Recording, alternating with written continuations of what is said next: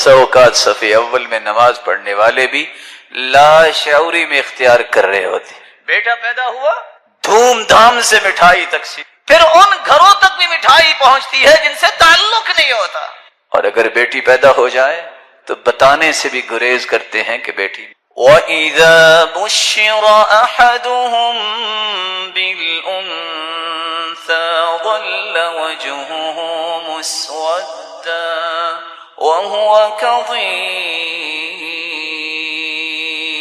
يَتَوَارَىٰ مِنَ الْقَوْمِ مِن سُوءِ مَا بُشِّرَ بِهِ أَيُمْسِكُهُ عَلَىٰ هُونٍ أَمْ يَدُسُّهُ فِي التُّرَابِ أَلَا سَاءَ مَا يَحْكُمُونَ. حالت یہ جب انہیں پتہ چلتا کہ بیٹی پیدا ہوئی ہے، چہرہ سیاہ ہو جاتا، چھپتا پھرتا لوگوں سے کہ لوگ کہیں گے بیٹی پیدا ہوئی. یہ عقل کے اندھے، تم جس کے بیٹے ہو وہ کسی کی بیٹی نہیں ہے. تمہاری والدہ گرامی کون ہے؟ وہ بھی تو کسی کی بیٹی ہے. تم اس لیے نفرت کر رہے ہو کہ لوگ تانا دیں گے. ام یدسہ فی التراب. ایک ہی سوچ ہوتی، یا تو لوگوں کو ملوں نہ یا پھر اس بچی کو زندہ درگور کر دو. کتنا یہ برا فیصلہ ہے. یہ اس بچی کی بات کر رہے ہیں جس کے بارے میں عبداللہ ابن مسعود کی بیٹی آئی تو بیٹھ گئے، کہتے مرحبا بابنتی، بیٹی مرحبا، تم ہو قیامت کے دن جہنم کے سامنے میرے لیے ڈھال اور دیوار بنو. میں اس بیٹی کی بات کر رہا ہوں جس کے بارے میں حدیث کہتی ہے لا تکرہوا البنات فإنہن المونسات الغالیات. بیٹیوں کو کبھی بھی برا نہ سمجھو، یہ بہت مہنگی ہوتی ہیں اور والدین کے بڑے کام آنے والی اور خدمت گزار ہوتی. میں ان بیٹیوں کی بات کر رہا ہوں من عال جاریتین، جس کی 2 بیٹیاں ہیں، فأدبهن وأطعمهن وسقاهن وكساهن وزوجهن. ادب سکھاتا ہے، اچھی تربیت، کھلاتا پلاتا پہناتا ہے اور پھر نیک جگہ پہ شادی کر دیتا ہے. اللہ کی رسول نے فرمایا انا وهو فی الجنہ کہاتین. جس طرح یہ 2 انگلیاں میرے صحابہ دیکھ رہے ہو نا، جو 2 بیٹیوں کی صحیح پرورش کر کے نکاح کر دے جنت میں، اس طرح میرے ساتھ ہوگا. جاہلیت کا طریقہ دیکھیے اور مومنوں کے لیے خوشخبریاں دیکھیے. من كانت له 3 بنات او 3 اخوات، کسی کی بیٹیاں 3 ہیں یا 3 بہنیں ہیں، والد اللہ کے پاس یہی طریقہ اختیار کرتا ہے.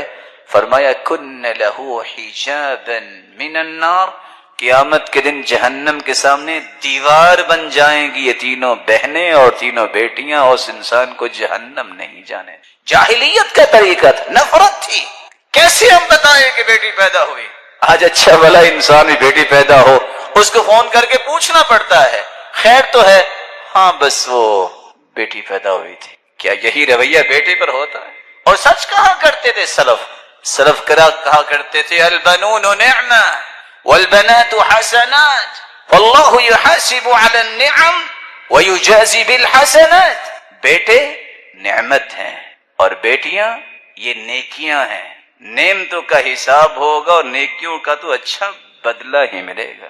ایک شخص کو جب 9 بیٹیاں ملی تو امام احمد بن حنبل فرماتے ہیں مسکرا کر خوش ہو جاؤ، اکثر انبیاء کو اللہ نے بیٹیاں دی ہیں تو تم اللہ ذوالجلال کا شکر ادا کرو، اللہ ان کو نیک بنائے. تو رسول اکرم صلی اللہ علیہ وسلم نے سارے کے سارے غلط نظریات کو ٹھکرایا اور آلٹرنیٹ دیا. آپ صلی اللہ علیہ وآلہ وسلم نے یہ بھی بیان کی یہ جاہلیت کا طریقہ تھا، بے پردگی، تبرج، سحور. اسلام نے آ کے عورت کی عزت، حشمت اور اس کی عزت افزائی کی، اسے پردے کا حکم دیا. وَقَرْنَ فِي بُيُوتِكُنَّ وَلَا تَبَرَّجْنَ تَبَرُّجَ الْجَاهِلِيَّةِ الْأُولَى وَأَقِمْنَ الصَّلَاةَ وَآتِينَ الزَّكَاةَ وَأَطِعْنَ اللَّهَ وَرَسُولَهُ إِنَّمَا يُرِيدُ اللَّهُ لِيُذْهِبَ عنكم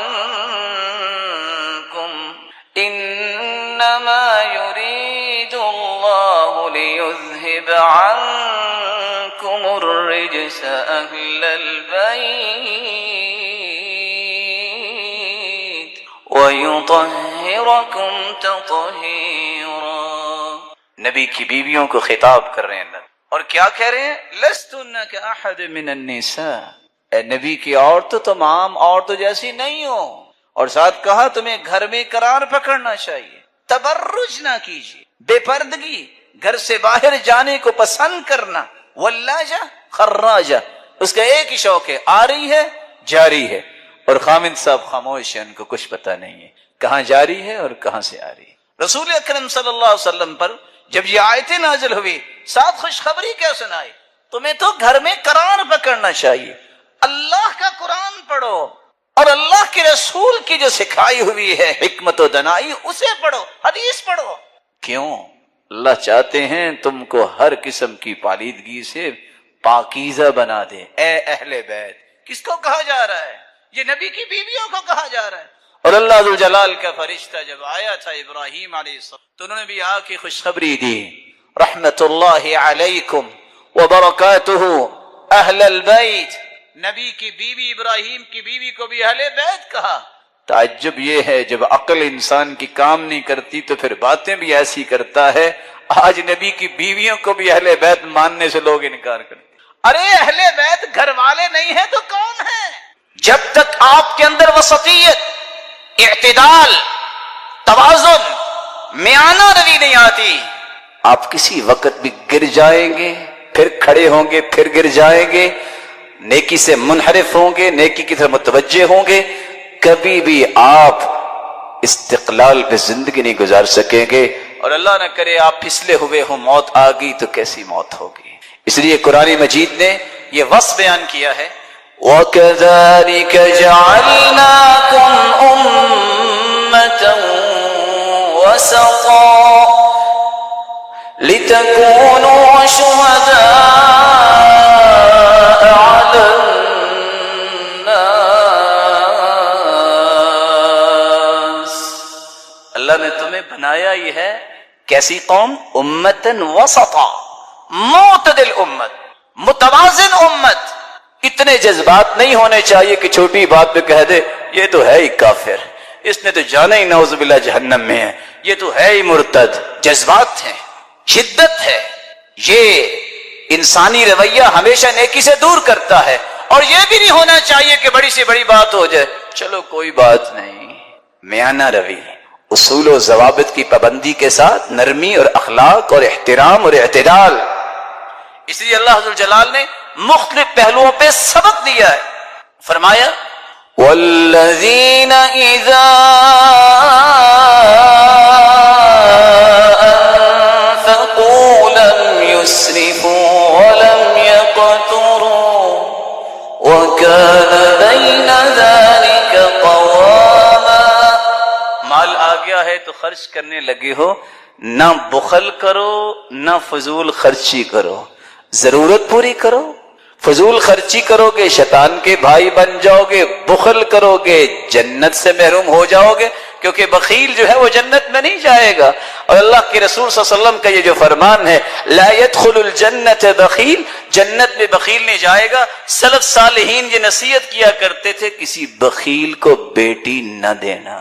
دونوں رویے غلط ہیں، میانہ روی پہ رہو. اللہ تعالیٰ نے دوسری جگہ فرمایا وَقَصِدْ فِي مَشْيِكَ وَاغْضُضْ مِنْ صَوْتِكَ. جب چلنا ہے تو اس طرح آہستہ آہستہ نہ چلو کہ لوگ لاغر سمجھیں، اور اس طرح بھی نہ چلو کہ متانت اور سنجیدگی بھی ختم ہو جائے. میانہ روی سے چلو. تیسری جگہ اللہ ذوالجلال نے فرمایا وَلَا تَجْهَرْ بِصَلَاتِكَ وَلَا تُخَافِتْ بِهَا وَابْتَغِ بَيْنَ ذَلِكَ سَبِيلًا. اتنی بلند آواز بھی نہ کرو کہ دوسرے پریشان ہو جائیں، اتنا آہستہ بھی نہ بولو کہ کسی کو سنائی نہ دے. درمیانی آواز تاکہ دونوں کے لیے فائدہ ہو. میانہ روی یہاں بھی نہ چھوڑیے. اور اللہ ذوالجلال ایک چوتھی جگہ فرماتے ہیں ان المبذرین كانوا اخوان الشیاطین وكان الشیطان لربه كفورا واما تعرضن عنهم ابتغاء رحمة من ربك ترجوها فقل لهم قولا ميسورا۔ ابو ہریرہ رضی اللہ تعالی عنہ روایت کرتے ہیں رسول اللہ صلی اللہ علیہ وسلم نے فرمایا اذا اتاکم من ترضون دینه وخلقه فزوجوه الا تفعلوه تکن فتنة فی الارض وفساد عریض۔ جب تمہارے پاس کسی ایسے شخص کا پیغام آ جائے جس کا دین تمہیں پسند ہے، جس کا اخلاق تمہیں پسند ہے، دو چیزیں، تیسری چیز کا انتظار نہ کرو، اس سے بڑی کوئی نعمت نہیں ہے، اس سے بڑی کوئی سعادت نہیں ہے۔ ان دو بنیادوں کی روشنی میں سمجھ لو کہ میری بیٹی کا یہ گھر جنت بھی ہے اور اخروی جنت کا زینہ بھی ہے، اپنی بیٹی کا نکاح کر دو الا تفعلوا، اور اگر تم نے اس معیار کو ترک کر دیا، ٹھکرا دیا، پسند نہ کیا، تکن فتنة فی الارض وفساد عریض، تو پھر دنیا کے اندر فتنہ برپا ہوگا جس کی بنیادی طور پہ تین شکلیں ہوں گی۔ کیسا فتنہ؟ پہلا فتنہ شاید کہ دوبارہ نیک سیرت شخص کا پیغام تم تک نہ پہنچ سکے۔ دوسرا فتنہ بار بار رشتہ اور ناطہ اور تعلق بنے گا اور بار بار ٹوٹ جائے گا۔ تیسرا فتنہ اگر ان معیارات کو قبول نہ کیا، دنیاوی جاہو منصب اور کر و فر کو معیار بنایا، تو زندگی میں دل کے مردہ ہونے کا وبال تم پہ پڑ جائے گا، اور جس خوشی کے ساتھ تم نے دین کو ٹھکرایا ہوگا اسی خوشی کے ساتھ ہی بہت ساری مصیبتیں اور غم تمہیں سینے سے لگانے پڑیں گے۔ رسول اللہ صلی اللہ علیہ وآلہ وسلم نے ایک مثالی گھر کی پہلی بنیاد بیان کر دی ہے۔ اسلامی گھر، اس کی بنیاد ہوتی ہے دینداری، حسن اخلاق، عورت میں ہو یا مرد میں ہو، دونوں میں ہو اللہ کی رحمت ہے۔ اور اس وقت تک دونوں یہ اس گھر کی جو میجر اکائیاں ہیں، جب تک ان دونوں میں نیکی غالب نہیں ہوگی یہ اپنی زندگی کو خوبصورت نہیں بنا سکتے۔ قانون ہے، نیک بنو گے ایک بنو گے، دونوں کی سوچ، دونوں کے تصورات، دونوں کے تفکرات، دونوں کے لیل و نہار کا رخ جب اللہ کی رضا ہوگا۔ سب سے پہلی بات، گھر وہ مثالی ہوگا، حقوق کی ادائیگی اس گھر میں ہوگی جس گھر کی بنیاد دین اور اخلاق ہوگا۔ اذا اتاکم من ترضون دینہ وخلقہ فزوجوہ، جب تمہارے پاس کسی ایسے شخص کا پیغام آئے جس کا دین تمہیں پسند ہے، جس کا اخلاق تمہیں پسند ہے، دین سے مراد اس انسان کا خالق سے تعلق خوبصورت ہے، اخلاق سے مراد اس کا مخلوق سے تعلق خوبصورت ہے، اس سے اپنی بیٹی کا نکاح کر دو۔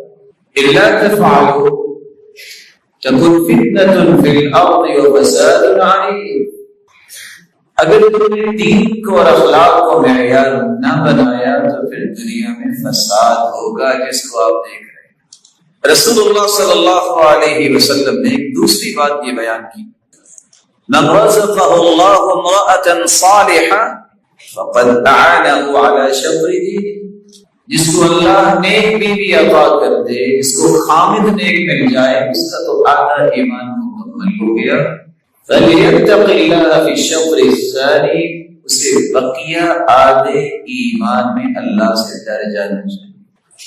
رسول اللہ صلی اللہ علیہ وسلم نے تیسری بات بیان کی، الدنیا كلها متاع وخير متاع الدنيا المرأة الصالحة، دنیا ساری کی ساری مال و متاع ہے، لیکن پوری کائنات سے مہنگی چیز وہ نیک عورت۔ آپ صلی اللہ علیہ وسلم نے اس لیے فرمایا تھا، حبب الی من دنیاکم، مجھے دنیا میں صرف تین چیزیں پسند ہیں، الطیب خوشبو، والمرأة الصالحة نیک عورت، وجعلت قرۃ عینی فی الصلاۃ، اور نماز کو میری آنکھوں کی ٹھنڈک بنا دیا۔ تنكح المرأة لأربع، آپ صلی اللہ علیہ وسلم کے چوتھا فرمان ہے لوگ 4 چیزوں کی وجہ سے شادی کرتے ہیں۔ لمالها، مال کی وجہ سے لوگ شادی کرتے ہیں، ولجمالها، جمال کی وجہ سے شادی کرتے ہیں، ولحسبها، خاندان اور حسب و نسب کی وجہ سے شادی کرتے ہیں، ولدینها، دین کی وجہ سے شادی کرتے ہیں۔ فاظفر بذات الدین تربت یداک، اس لیے دین کو ٹاپ پریورٹی پہ رکھا۔ صرف مال ہو دین نہ ہو کوئی فائدہ نہیں۔ لا تنكحن لئیمة لمعیشة تبقى اللئیمة والمعیشة تذهب، سیاسی عورت سے نکاح نہ کرو جو عادات کی کمینگی ہے، اس کے اندر مال بہت ہے، مال تو ایک دن ختم ہو جائے گا، یہ کمینہ بن باقی رہ جائے گا۔ اس طرح کسی انسان کے ساتھ بھی ایسا نہ کرو، مال کی وجہ سے اس کے پاس دین نہیں ہے، وہ کچھ فائدہ نہیں دے۔ صرف جمال ہو دین نہیں ہے تو یہ جمال بھی اس کے لیے فتنہ بن جائے۔ جمال الوجه مع قبح النفوس كقنديل على قبر المجوس، چہرہ بہت خوبصورت ہے لیکن اللہ اس کے رسول سے کوئی تعلق محبت ہی نہیں ہے۔ یہ ایسے ہی ہے کہ مجوسی کو اگر آپ دفنا دو اور اس کی قبر کے باہر لائٹنگ کر دو تو روشنی قبر میں پہنچ جائے گی؟ نہیں پہنچے۔ خاندان کو دیکھ کر شادی کرنا کہ یہ بڑا اونچا خاندان ہے، یہ چھوٹا خاندان ہے، یہ سب بناوٹی باتیں ہیں۔ سب مسلمان برابر ہیں، المسلمون تتکافأ دماؤہم، تمام مسلمانوں کے خون برابر ہے۔ من بطأ به عملا لم يسرع به نسبه، جس کا عمل سست ہوتا ہے اس کا خاندان اسے تیز نہیں کر سکتا۔ کہاں ہے ابو جہل؟ قریشی خاندان تھا، جہنم رسید ہوا۔ کہاں ہے وہ بلال کالے رنگ کا، جس کے بارے میں عبد الرحمن بن عوف کہتے ہیں میرے لیے فخر یہ ہے کہ آج میں اپنی بہن کا نکاح بلال سے کر رہا ہوں۔ خاندان نہ جانے جن کو میں حقیر سمجھتا ہوں مجھ سے 1000 گنا اللہ کے ہاں پیارے ہیں، میں کسی کو حقیر کیوں سمجھوں؟ دین کو جب بنیاد بناؤ گے تو پھر یہ حقوق کی جنگ جو ہے یہ انسان جیت کے گھر میں بیٹھتا ہے، یہ جنگ ہوتی نہیں ہے۔